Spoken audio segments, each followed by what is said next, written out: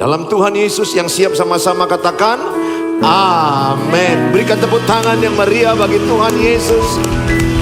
Please sit down. Welcome home GBI Pelita. Nice meet you all. Please join with our social media.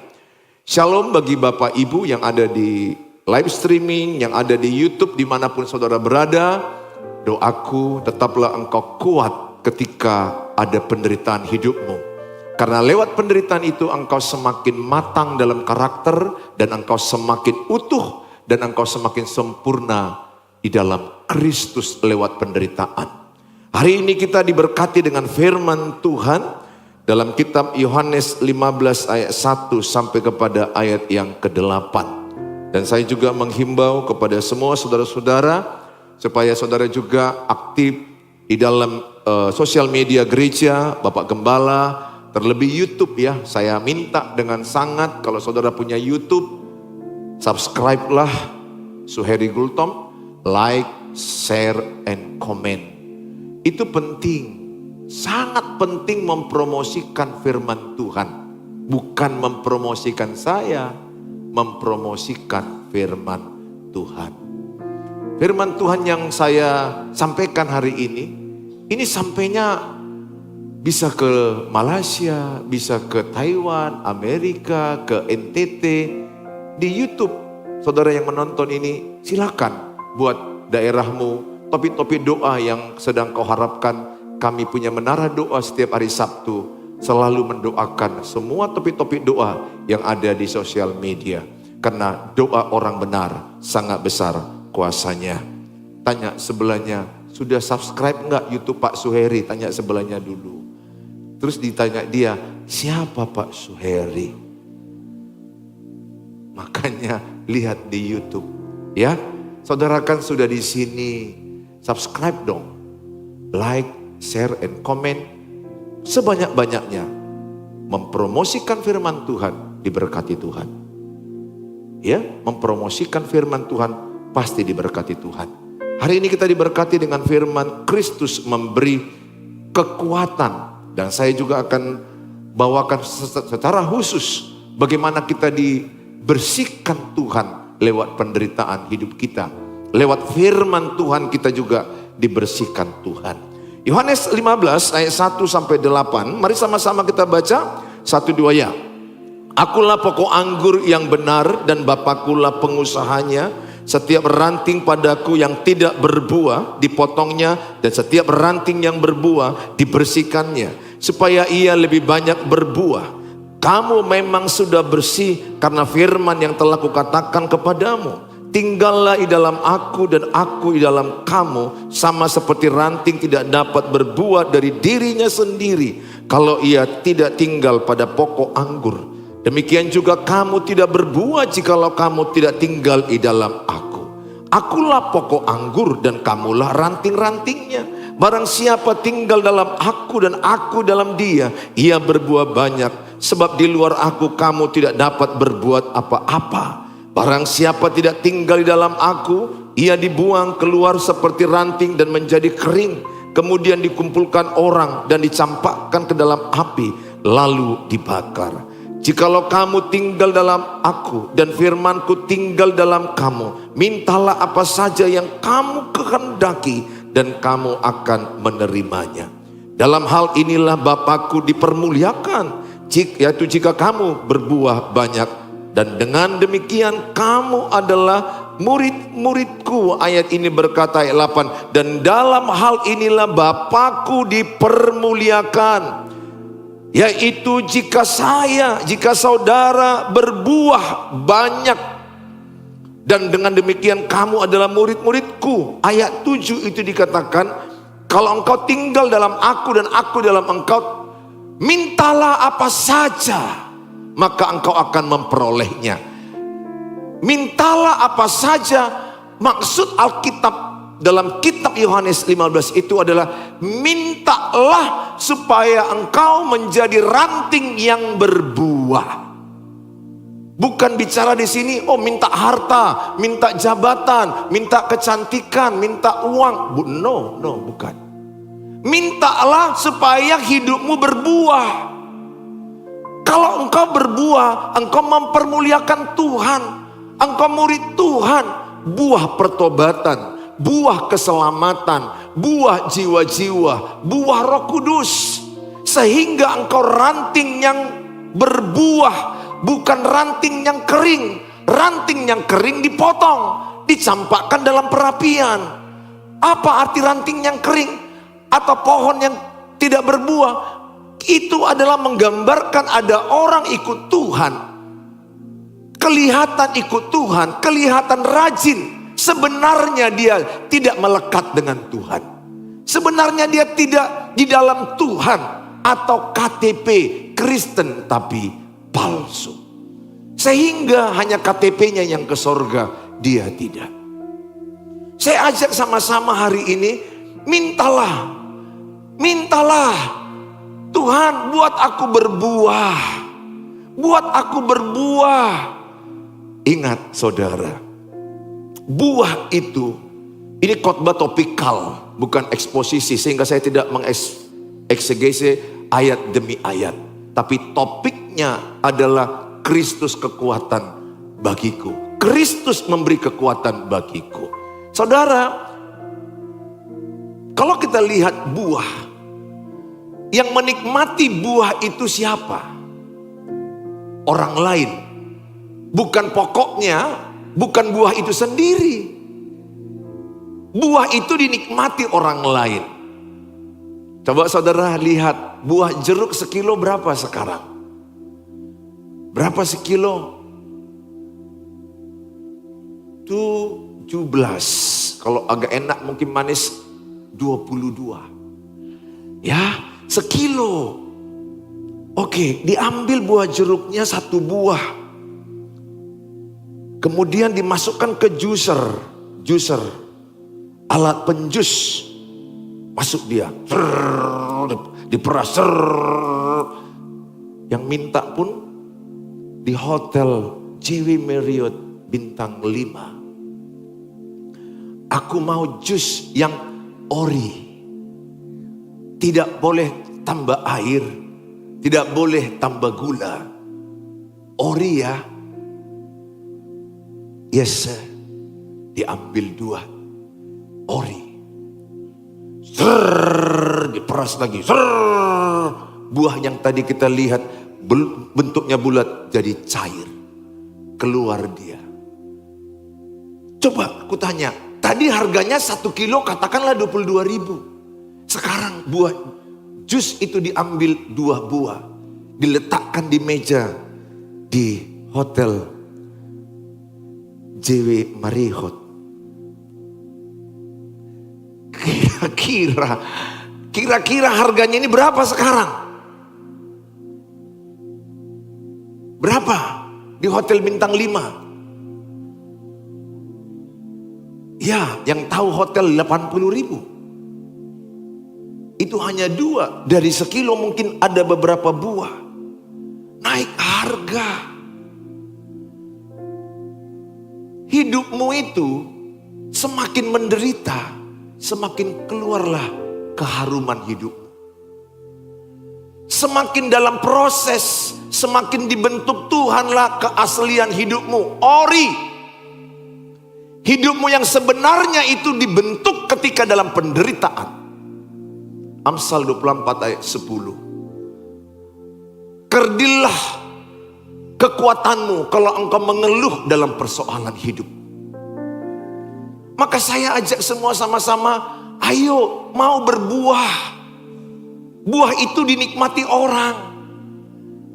Jadi saya nggak bisa bilang, wah ini saya ini baik loh Pak John. Nggak saya yang menikmati. Nggak saya yang membilang saya baik. Yang membilang saya baik itu maunya istriku, anak-anakku, tetanggaku, laeku, iparku, mertuaku, teman kantor, teman jualan. Karena mereka yang merasakan aku.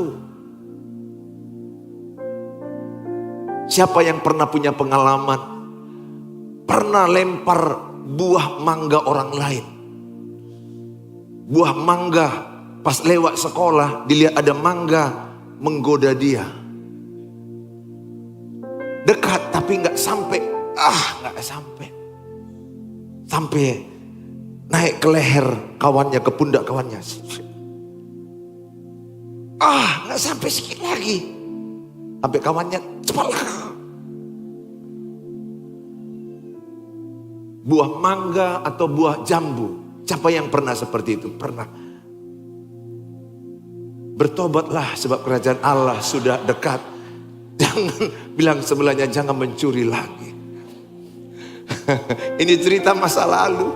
Saya ambil batu. Rame-rame kami. Namanya SMP. Ya, SD. Dan kami main-main lagi di situ. Ambil ya Bu. Kawanku yang jawab, iya katanya. Nah saudara, jadi kurang merasa berdosa karena ada yang menjawab. Lempar, gak kena, lempar, jatuh buah mangga. Luka karena aku lempar pakai batu. Setelah jatuh luka, kira-kira kami tetap makan? Tetap dimakan? Enak? Katanya mangga curian itu enak. Ingat ya, itu dosa. Jangan lakukan. Saudara, udah luka, udah dilempar, dimakan masih enak. Hidupmu disakiti, difitnah, digosip, direndahkan. Dianggap tidak ada harga dirimu. Engkau dianggap gak berharga, dipandang sebelah mata. Dianggap rendah. Atau apapun yang menyakiti hatimu. Karena engkau berbuah dalam Kristus. Engkau tetap sabar. Engkau tetap mengampuni. Engkau bahkan bisa memberi dia minum. Engkau bisa memberi dia makan. Engkau melepaskan berkat kepada dia. Orang bilang, aku udah gosip kau, aku udah sakiti kau, jumpa di kantin. Ingat ya, ketika kau gosipi orang, orang itu merasa. Harus ingat itu. Ketika kau ngomong-ngomongi orang itu yang buruk, orang itu tahu sebenarnya. Tapi kan Pak, dia gak dengar. Ingat, ada yang namanya feeling. Feeling, perasaan itu dari Tuhan. Ada perasaan di hatimu. Kau gak bisa menghakimi karena gak ada bukti, betul. Tapi feeling itu kau bisa rasakan. Dia mengkhianati. Dia menggosip. Dia menyakiti. Engkau bisa tahu perasaan itu. Bukan berarti saya katakan, perasaanku selalu benar. Karena begini. Kalau hatiku gak enak sama Brother Hendrik. Kamu berdiri. Bro Hendrik. Saya gak enak hatiku. Lihat ya. Hatiku kan pusat hidup. Amsal 4 ayat 23, jagalah hatimu. Karena dari situ terpancar kehidupan. Hatiku gak enak sama dia. Tapi aku dekat. So akrab. Lihat. Postur tanganku ditentukan oleh hatiku. Intonasi suaraku ditentukan oleh hatiku. Kemudian mataku ditentukan oleh hatiku. Aku bisa pura-pura sama dia. Melanggar Roma 12 ayat 9. Kasih tidak berpura-pura. Makanya anak Tuhan gak boleh ada sinetron. Bilang sebelahnya, jangan suka main sinetron. Saya gak enak sama dia. Saya dekat, bahkan makan semeja. Tapi Hendrik akan bisa merasakan getaran hatiku itu. Ada frekuensi. Hati ini pusat. Dia juga punya hati. Dia tahu kalau aku lagi memang sungguh-sungguh suka. Sungguh-sungguh gak ada masalah. Sungguh-sungguh aku mengasihi dia. Murni. Dia tahu getaran itu. Gerak tubuhku gak canggung. Mataku melihat dia enak. Henry apa kabar? Kamu baik-baik aja ya. Gimana kabar? Sehat-sehat? Bagaimana kerjaan? Bagaimana keluarga? Bagaimana? Enak. Makan pun enak. Plong. Tapi coba kalau aku menyimpan gak enak sama dia. Dia bisa merasakan ketidakenakanku itu sama dia. Apalagi dia berdoa pula minta Roh Kudus. Roh Kudus, tolong aku mengenal makhluk yang satu ini. Tulus atau bulus. Jujur atau dusta. Murni atau bohong. Dia berdoa pula, Roh Kudus pula yang datang mengundang. Wah, kalau itu skamat langsung. Lihat, kalau saya bohong, mataku gak berani lihat mata dia. Kalau dia menatap saya, hatinya tulus ke saya, hatiku tidak tulus, ada yang gak enak, ada yang gak kusuka sama dia, bahkan rencana jahat, maka dia ketika menatap mataku, gerak tubuhku sedikit, iya, hatiku akan menentukan gerak tanganku. Dan iya. Pernahkah kau jumpa orang seperti itu? Ketika kau tanya, kau ada sakit hati sama aku ya? Dia akan jawab, enggak ada. Seperti gerak breakdance gitu. Kau betul-betul. Atau ada seorang cowok bilang, aku suka samamu. Cewek ini ditanyanya, kau suka gak sama aku? Cewek itu kalau bohong dengan di hatinya, itu akan gak bagus geraknya. Dia akan bilang, kalau dia bilang, gak ada. Tapi ada. Itu biasanya akan lain yang di hati, akan lain yang di mulut. Itu akan capek. Kan lebih mudah ketika kalau yang kau suka, aku juga. Saya yang mau katakan sama kamu, tetaplah engkau berbuat baik sama yang jahat samamu. Tetaplah engkau berbuah manis ketika disakiti. Percayakah cerita hidupmu yang pahit melahirkan buah yang manis? Saya hanya ajak kepadamu supaya engkau bagaimana? Supaya engkau hidup di dalam berbuah. Bagaimana engkau menerima kekuatan Kristus? Yang pertama saya akan ajak sama-sama adalah dibersihkan Tuhan. 1 Korintus di dalam Yohanes 15 ayat 2. Setiap ranting padaku yang tidak berbuah dipotongnya, dan setiap ranting yang berbuah dibersihkannya supaya ia lebih banyak berbuah. Lihat proses pembersihan. Dibersihkan. Next, berikutnya. Maka saudara akan lihat ketika ada ranting yang tidak berbuah dipotong, dibakar. Ini orang yang tidak dalam Yesus. Orang yang dalam Yesus, dia melekat tepat. Ranting itu melekat tepat kepada pokoknya. Pokoknya adalah Yesus, kita adalah rantingnya, Bapa pengusahanya. Maka ketika dia melekat tepat, jadi tugas ranting satu. Melekat tepat, itu tugas ranting. Tugas saudara dan saya satu aja. Tinggal dalam Tuhan, Tuhan tinggal dalam kita. Dalam artinya ya, bukan artinya banyak doa saja, banyak baca Alkitab ya, bukan itu. Hidup Yesus hidupku. Hidupku hidup Yesus. Jadi gak bisa dipisahkan lagi antara Yesus dengan aku. Galatia 2 19-20. Adapun hidupku ini bukannya aku lagi, melainkan Kristus dalam aku. Sadari, di dalam dirimu ada Kristus. Di dalam dirimu ada sumber kehidupan. Maka yang pertama itu yang penting dibuat Tuhan. Slide sebelumnya. Oke. Lihat itu gambarnya. Itu ada gunting untuk membersihkan. Apa yang dibersihkan?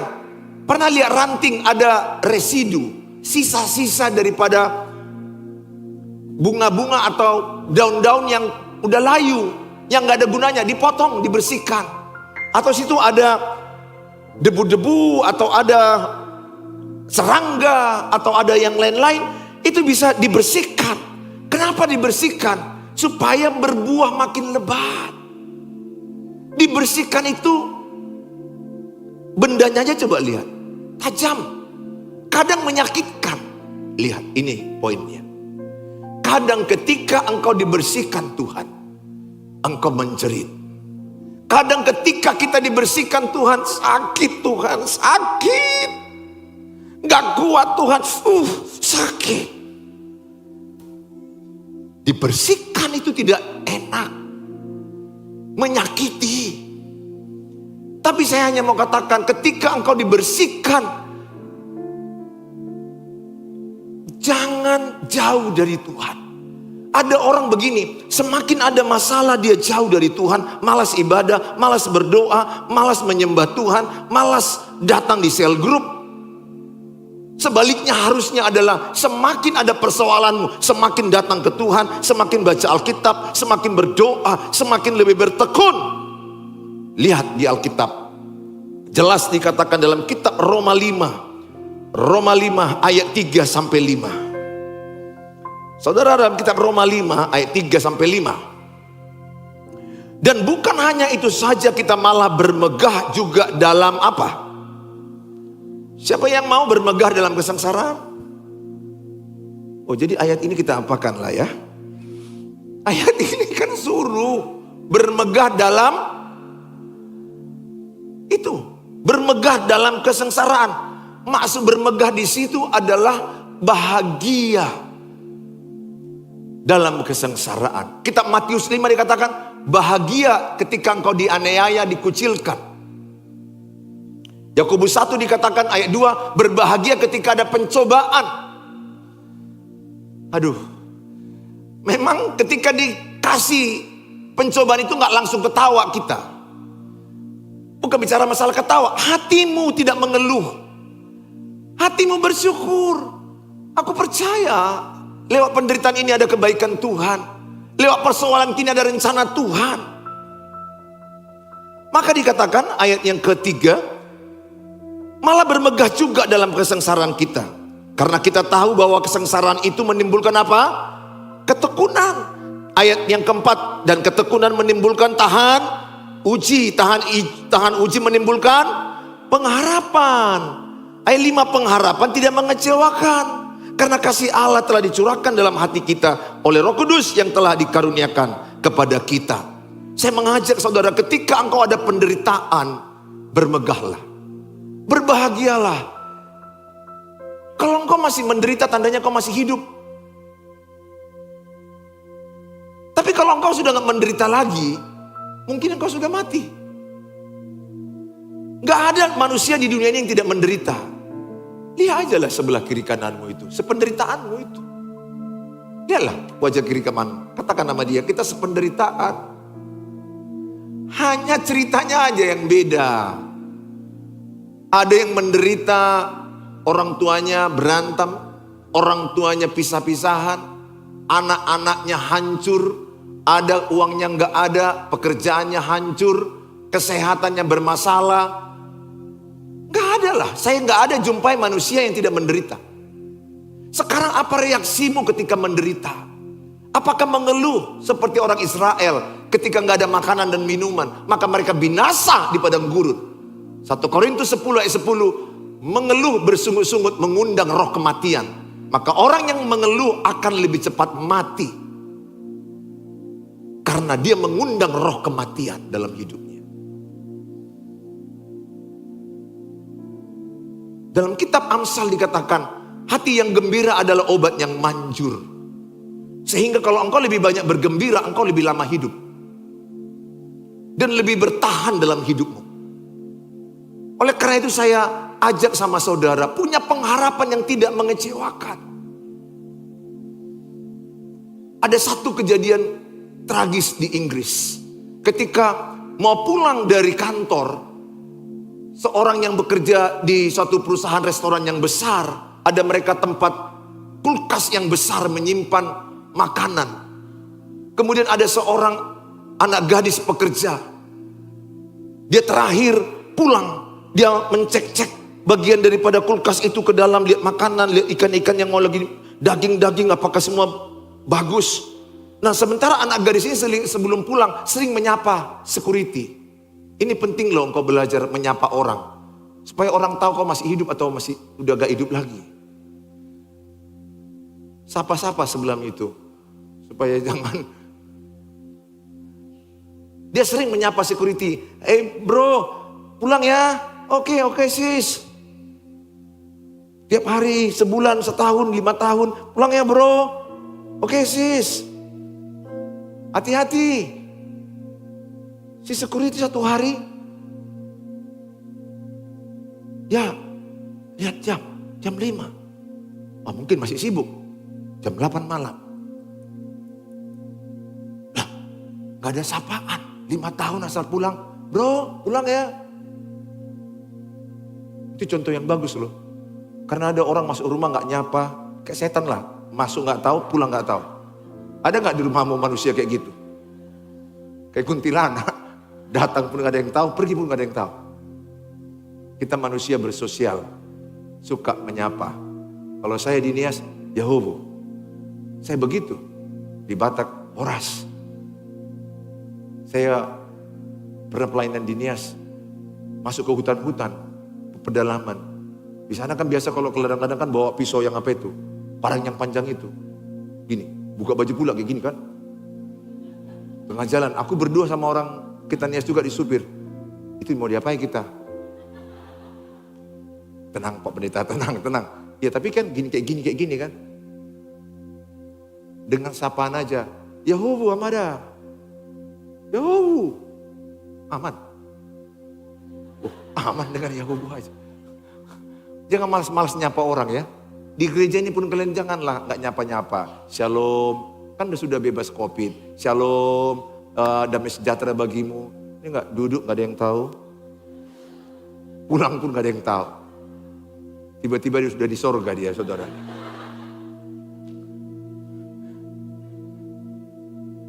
Si security berniat mencek, pergi ke kulkas. Dia cek di kantor dulu gak ada, diceknya. Di kulkas. Besar sekali.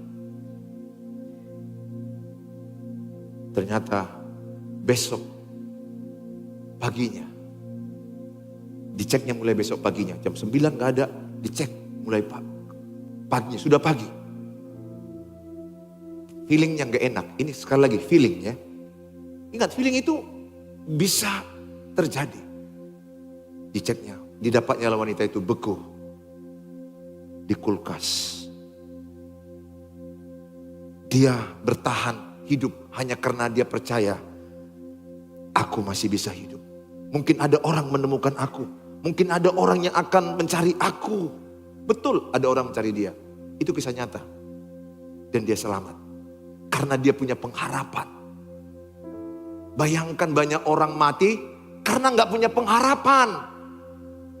Bayangkan kalau dia berpikir, matilah aku. Kedinginanlah aku. Bekulah aku.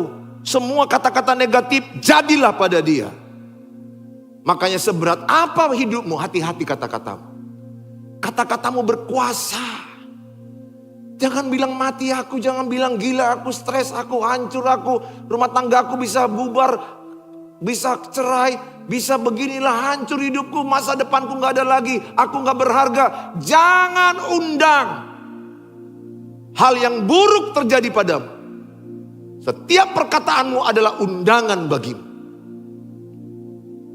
Jangan bayangkan yang negatif tentang hidupmu. Membayangkan aja pun, bayangkan yang baik ke depan hidup. Bayangkan engkau sukses, bayangkan engkau diberkati, bayangkan pernikahanmu bagus, bayangkan anak-anakmu bagus, bayangkan usahamu bagus. Bayangkan Filipi 4 ayat 8. Pikirkanlah apa yang benar, apa yang suci, yang sedap didengar. Kebaikan, kebajikan. Pikirkan. Engkau punya pengharapan. Saya mengajak semua sama kita. Seberat apa dalam dirimu? Penderitaan itu menimbulkan ketekunan. Ketekunan menimbulkan tahan uji. Tahan uji menimbulkan pengharapan. Pengharapan yang tidak mengecewakan. Hanya dalam Kristus.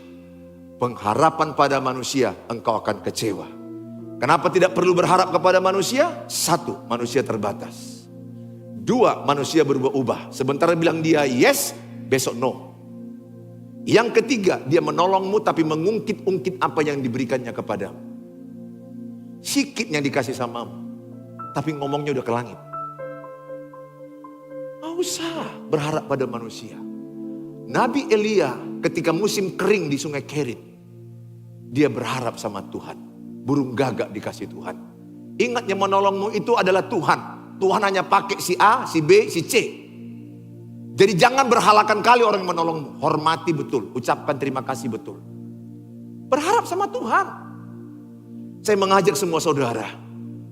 Sependeritaan apa yang kau alami, pesanku. Bertekunlah kau dalam Tuhan. Dalam kitab Yakobus 1 ayat 2-4 dikatakan, berbahagialah engkau dalam pencobaan. Coba dibuka bang. Supaya engkau dikatakan semakin matang, semakin utuh, sempurna. Saudara-saudara, anggaplah sebagai satu kebahagiaan apabila kamu jatuh ke dalam berbagai-bagai pencobaan.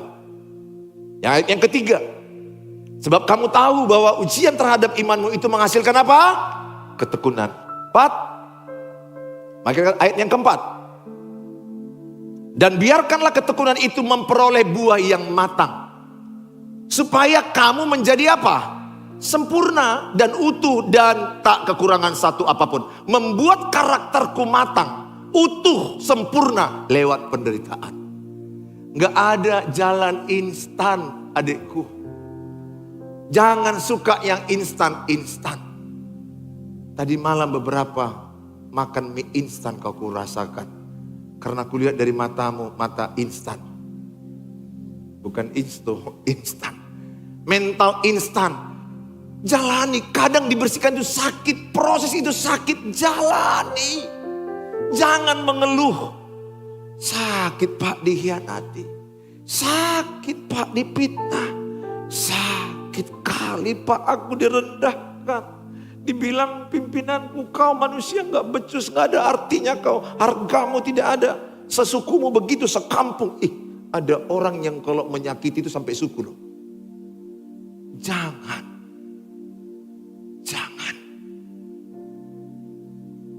Bagaimana kalau sukumu disakiti? Ada orang lagi menyakiti itu, sebangsa kalian begitu. Waduh. Bangsa Indonesia loh, 280 juta lawannya. Saya hanya mau katakan kepadamu, sependeritaan apa yang kau alami, jangan menyerah. Itu sedang pembersihan. Itu hanya proses. Engkau sedang diproses, dibersihkan Tuhan, sakit. Tapi setelah itu, semua sisa-sisa dibuang. Sakit hati kau dibuang, kesombonganmu dibuang, segala hal-hal kedaginganmu dibuang, perzinahanmu dibuang, segala kecinta dunia dibuang. Dibuang Tuhan, dibuang. Engkau sudah tidak ada lagi hal-hal duniawi, keangkuhan hidup, keinginan mata. Tidak ada lagi hal-hal yang sombong dalam dirimu, dibuang lewat penderitaan. Ingat, penderitaan itu yang membuat engkau rendah hati. Kalau engkau tidak pernah menderita, kau sombong. Seorang ibu kehilangan anak, kaya. Aku punya uang miliar Pak. Anakku ini bisa aku terbangkan ke Pineng. Aku punya uang berpuluh M bisa. Tapi anakku ini udah telat. Anakku ini udah mati. Aku gak bisa lagi buat apa-apa. Apa semua arti uang ini, Pak? Kalau aku bawa kemarin, kan sering kalau udah meninggal itu kan otak kita dibawa iblis ke belakang. Kalau nggak ke rumah sakit itu ku bawa ke rumah sakit ini. Kalau nggak dokter itu mungkin dokter ini. Itu setan itu. Kalau sudah waktunya meninggal ya sudah, percayakan. Semua indah pada waktu Tuhan. Tapi saya masih ingat ibu itu stres. Tapi akhirnya dia bilang, inilah yang membuat saya rendah hati Pak. Kalau tidak, aku merasa uang, harta, emas, kekayaan membuat aku secure, aman kalau aku punya uang dan punya harta. Kristus yang membuat kau aman. Aku lihat ibu itu, dia menangis. Ini yang membuat aku rendah hati. Jadi penderitaanmu membuat engkau rendah hati. Penderitaanmu membuat engkau lemah lembut. Kalau engkau belum rendah hati, jiwamu belum tenang. Akan banyak penderitaanmu ke depan. Ingat, orang yang rendah hati, sependeritaan apapun dialami dia akan tenang. Orang yang rendah hati, mau direndahkan pun dia tenang aja. Senyum lagi. Dia gak balas karena sudah rendah hati. Tapi kalau engkau masih sombong, penderitaanmu di depan menantikan engkau. Pilih mana? Mau rendah hati sekarang? Atau dihancurkan kesombonganmu lewat penderitaan hidupmu berjilid-jilid. Tiba-tiba meninggal anak. Tiba-tiba meninggal suamimu. Tiba-tiba terjadi cacat.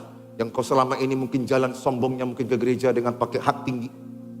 Nggak ijat darat, ijat awan-awan. Ya, karena ada orang kan sedikit aja punya harta langsung, punya berlian tahan kero. Semua orang lihatnya kero. Janganlah. Masa? Ingat ya, yang sedikit cantik itunya sombong. Yang cantik benar itu jarang sombong.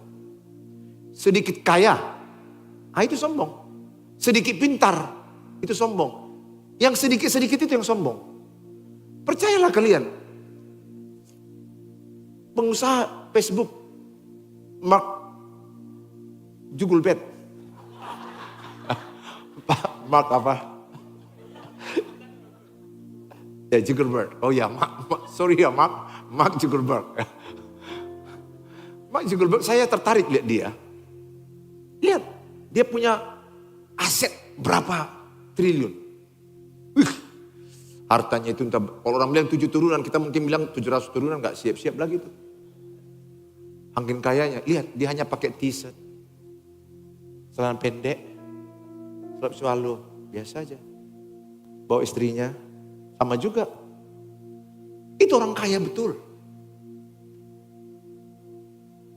Lihat orang yang sedikit kaya. Nawar tomat pun pakai gelang 10 emas. Berapa? Nawar cabai pun ini berapa? Pas nanti acara kematian maradat pun, pakai emas. Ya. Nanti yang mati itu dipastapkan tangannya, ditamparkan. Mati pun kau masih pamer. Udah mati pun mama masih pamer. Boleh aja kau pakai emas. Tapi jangan salah harus kau supaya dilihat orang. Jadi kita gimana ya? Alah. Itulah yang kaya sedikit. Sedikit kaya. Lihat orang yang cantik benar. Dulu ada Lady Diana. Cantik benar. Biasa aja dia. Orang-orang HIP pun ditemani dia. Ke kampung-kampung. Ini enggak. Baru sedikit pulang dari salon. Udah kayak bebek. Iya.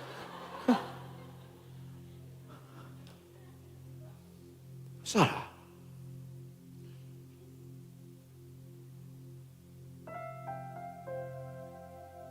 Ketika kau dibersihkan Tuhan, kau lakukan yang kedua ini. Tinggal dalam Tuhan. Tinggal dalam Tuhan. Ketika engkau banyak penderitaan, banyak persoalan, ranting itu ketika ada angin, ketika ada goyang, ranting itu hanya satu, melekat. Itu kira-kira gitu. Ini pokok kan Yesus. Melekat, ranting, melekat. Kata pokok itu. Ya, berjuang. Ketika engkau sedang lagi kesulitan hidup, kerumitan hidup. Aku putus asa, aku lihat istri gini. Kok bisa hidup makhluk yang aneh ini? Karena perempuan juga aneh juga. Kalau ada masalahnya gak bisa sampaikan baik-baik. Dia harus, apa masalahnya Mak? Tanya sendiri. Kalau enggak, nanti suaranya yang kuat kali. Makin bingung lagi. Apa masalahnya ya? Kalau kami laki-laki kan tidak. Kalau ada masalah enak nyampaikannya. Masalahnya tadi mah kita terlalu banyak makan. Jelas kalau kami. Kalau kalian nggak jelas loh. Kau kenapa diam? Dah. Gitu deh. Jadi apa solusinya? Ada pikir sendiri. Jadi kenapa WA aku nggak dibalas? Nanya. Kau nanya, kau jawab sendiri. Kami kadang-kadang frustrasi loh para suami. Memikirkan mau istri ini kadang-kadang apa. Kami perlu mujizat itu nyata. Yang pacaran juga laki-laki yang perempuan. Cuma begitu kan. Kalau dia perempuan, diam, silent. Kok kami gampang laki-laki ada masalah enak nyampaikannya. Seberat apa situasimu sekarang? Tinggal dalam Tuhan. Hanya dekat Allah kau tenang. Dekat mertuamu belum tentu kau tenang. Sehingga banyak menantu kurang dekat dengan mertuanya. Di sana mertuanya duduk, jadi sana. Tapi menantu yang takut akan Tuhan, mertua yang takut akan Tuhan, akan enak duduknya. Amin. Tinggallah kau dalam Tuhan. Hanya Tuhan yang mengerti hidupmu. Hanya Tuhan yang tahu bahasa air matamu. Dan Tuhan juga tahunya arti ketawamu sekarang ini. Banyak penderitaanmu. Jangan tinggalkan Tuhan. Pesanku samamu. Dialah sumber kekuatanmu. Pak, dibersihkan itu sakit, betul. Bertahanlah. Enggak selamanya masalahmu ada. Akan ada. Habis hujan ada pelangi. Habis badai ada berkat. Semua indah pada waktunya. Tepuk tangan yang meriah bagi Tuhan Yesus.